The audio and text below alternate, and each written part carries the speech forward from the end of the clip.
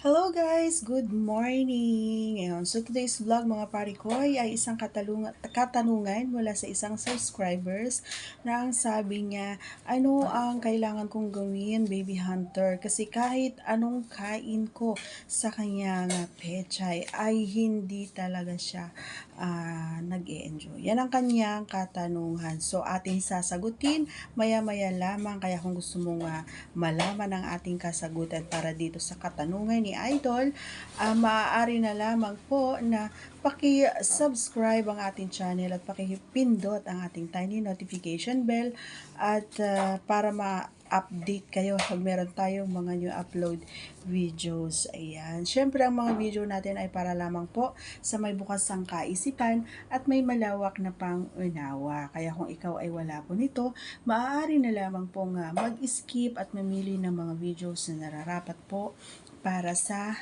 inyo. At please give me this opportunity na paki-subscribe, i-shout out. Ayan, nagpapa-shout out ang ating kaibigan na si Palermo Gaspar at saka si Jesus Castillo. Ayan, mega love shout out po sa inyong dalawa. Alright, so let's proceed to our main topic. Ayan. Di ba hindi lingid sa ating kaalaman mga parikoy na ang pagkain ng pechay ay sadyang number 1 na paborito ng mga kababaihan. Pero hindi porket kumakain ka ng pechay niya is nasa isip mo na talaga naman na nagugustuhan niya or magugustuhan niya or mag-e-enjoy siya. Hindi nyo ba alam mga parikoy na hindi porket kumakain ka is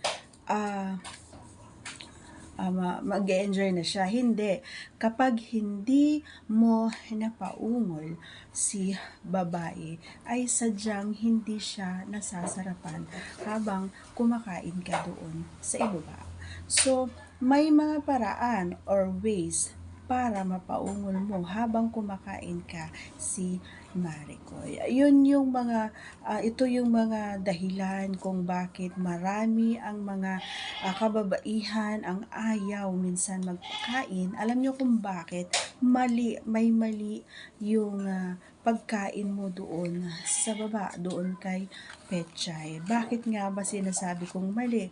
Minsan, ang tamang pagkain ay hindi basta kain lang. Gaya nga ng sinabi ko kanina, pag hindi mo siya napaungol or pag hindi mo siya sabunot sa buhok mo, is ibig sabihin hindi niya gusto yung way na or paraan na pagkain mo kay Pechay. So, ang tamang pagkain, mga pare ko, para magustuhan niya at para mapaungol mo siya is may tamang paghagod, may tamang pagsipsip, may tamang pagdila. Hindi basta lang kain. Kasi yung iba,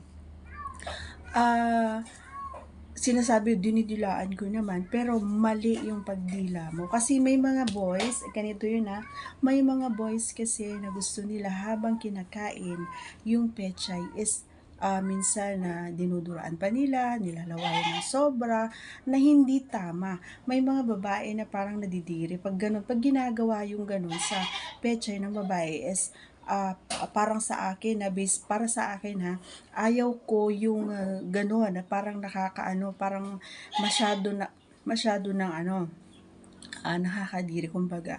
Para sa akin lang ewan ko sa iba. So gaya ng sinabi ko sa mga ibang vlogs ko na may kanya-kanyang paraan ang mga babae para malibugan sila, para mag-enjoy sila doon sa way mo kung paano mo sila pasayahin, 'di ba? So, gaya ng sinabi ko, ayoko yung sobrang basa kapag kinakain mo si Petsa, yung tama lang. At saka may mga lalaki kasi na kapag kumakain, minsan sa sobrang gigil nila, ginagamitan nila ng ipin. So, ang tamang paghagod, mga pare ko, ay walang ngiping kasali. Tama lang yung dulo ng dila lamang, 'di ba? Or yung ang tawag dito, para mas lalong lumabas, kumbaga, yung sensasyon na nararamdaman ng partner mo is medyo pahapyaw-hapyawan mo. Ayan, wag mag-direct to the point doon sa mali, doon sa tinggil niya. Kundi doon ka muna sa may bukana, doon sa parang pinaka-lips muna. And then, ahagulin mo ng pataas pababa hanggang sa ah anong tawag dito, mahapyawan ng dulo ng dila mo yung kanyang tinggil. 'Di ba? Doon sa may tinggil may parang konting butas na ganon. Doon mo alam mo yung dila mo medyo tigasan mo ng kaunti at doon mo patagalin at may halong pagsipsip. Yun yung tama na talaga naman na. At syempre, hindi lang dila ang pinapagana dito mga pare ko. Alam nyo, sa akin kasi kahit na kinakain na ako minsan is hindi pa rin ako nag-e-enjoy or parang hindi ko na-feel kumbaga yung sarap or saya na ginagawa na kain ng partner ko. So bakit ko nasabi? Kasi may mga dila na alam mo yon na hindi mo maramdaman yung init, kumbaga yung init na halimbawa gusto mong ipasok yung dila mo doon sa butas ng pechay, wala akong nararamdaman na init, may ganon.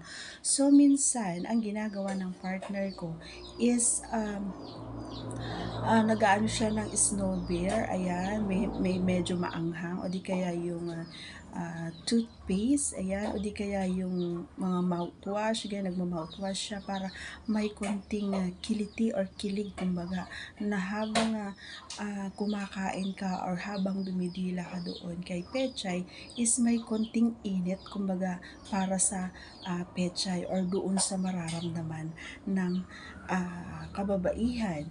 Isa pang makakatulong pare ko para maka-response, ayan, ang partner mo is gamitan mo ng iyong mga daliri. Habang ikaw ay busy, habang ikaw ay abala doon sa taas, doon sa mani or sa tinggil ni Maricoy, is maging abala ka rin, ayan, doon sa butas. Huwag mong hahayaan na madaluyan lamang ng laway mo yung butas, kundi laruin mo rin ito sa pamamagitan ng paglabas-masok ng iyong mga daliri. Bahala ka na kung papayag si Maricoy sa dalawa or isa. Kasi ako, isa lang ang gusto kong ipasok na daliri. Kasi kapag papasok na si Junjun, kailangang medyo masikip pa rin siya, hindi pwedeng maluwag para meron pa ding sensasyon or may kiliti pa rin, may konting sakit kapag pumasok. Kaya nga sinabi ko 'di ba kanina na ayaw ko yung sobrang laway na laway ka kapag kumakain. Mas maganda yung normal lang, kumakain ka, and then yung tama lang, wag mong ispitan yung pechay. Kailangan pag kumakain ka, dila lang na walang halong laway. Normal na maglalaway, normal na babasa si pechay. Gawa nga na syempre nalilibugan ng pag nalibugan sa ang babae is magbabasa talaga yan. May lalabas na kaunti dyan. May lalabas na malapot at maputi. So, hindi mo na kailangang lawayan. Normal lang yun, mga pare ko. Hindi ko talaga feel kapag masyadong basang-basa yung pechay na kinakain or pagkatapos kainin and then ipapasok si Junjun is basang-basa. So, wala nang sakit o hindi ko na maramdaman, lalong-lalo na kapag maliit ang Junjun mo. So, hindi mo kailangang basahin. Oo, hindi kailangang masyadong wet si pechay. So, kailangan pa rin na medyo anong tawag dito, ang nagpapabasa lang sa kanya is yung kanyang nectar. Yun lang yung maaari kong i-share sa iyo, pare ko, na nag-request nito. Kailangan hindi lang kain ang gawin mo, syempre tagalan mo din. Tagalan mo para gawin mo yung part ng dila mo or yung daliri mo, ganyan. Syempre, gaya ng sinabi ko, kapag hindi mo napaungol ang babae or napahawak sa ulo mo, na idinidiin yung ulo mo, ibig sabihin, wala siyang feelings doon sa kinakain mo. Wala siyang nararamdaman kahit na kinakain mo siya.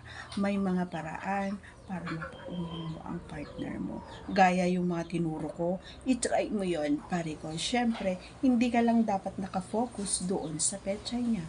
Kailangan mag-focus ka kung saan parte ng katawan niya na alam mo na makikiliti siya. Okay? So, ayan. God bless everyone. Maraming salamat. See you on our next vlog. Bye!